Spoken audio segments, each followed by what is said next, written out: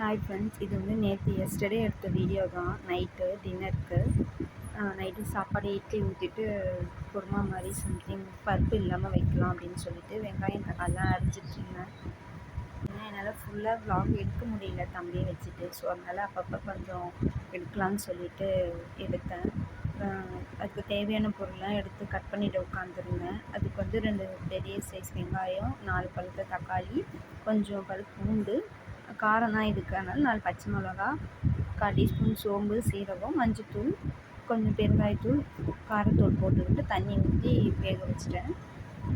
அப்புறம் அது குக்கரில் போட்டு வேக வச்சுட்டு நான் உட்காந்துருந்தேன். இவன் அப்படியே என்னை கேட்கறதுக்கெலாம் பதில் சொல்லிகிட்டு இருந்தான். அப்புறம் நல்லா வெந்து வந்ததுக்கப்புறம் அந்த தண்ணியை மட்டும் எடுத்துகிட்டு நல்லா குழஞ்சி எடுத்து வச்சுட்டு, நம்ம இட்லி மாவு 1 டேபிள் ஸ்பூன் ஊற்றி நல்லா கிண்டினா திக்னஸ் கொடுக்கும்.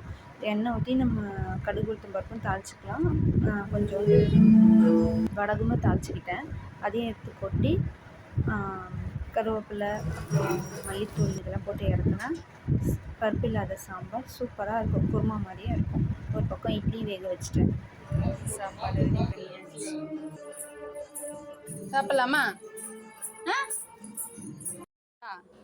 பிடிச்சிருக்கா?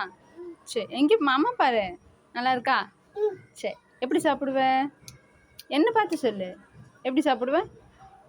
என்ன பார்த்து சொல்லு. எப்படி சாப்பிடுவ? அப்படி சாப்பிடுவியா? ஒரு சிஸ்டர் கேட்டிருந்தீங்க, மெட்டி போடும்போது ஏன் வீடியோ எடுக்கலன்னு சொல்லி. அது எனக்கு போடும்போது ரொம்ப வலிச்சிருச்சு. ஸோ அதனால் எனக்கு வீடியோ எடுக்கணுன்ற மைண்டில் அப்படியே வரல.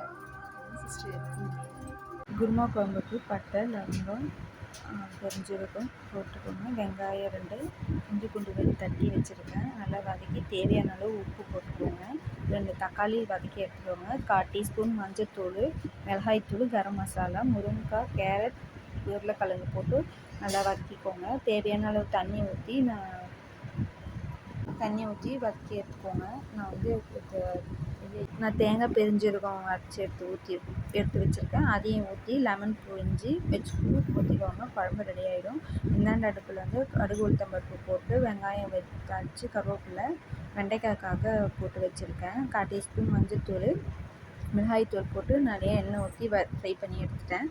இன்றைக்கி லஞ்ச் பேக் என்னென்னு பார்த்தீங்கன்னா, ஒயிட் ரைஸு, அந்த குருமா குழம்பு அண்டு வெண்டைக்காய் ஃப்ரை, மாங்காய் இருக்கும்ல மாவடு அது வாங்கினேன். ஸோ அதையும் அரிஞ்சு வச்சுருக்கேன்.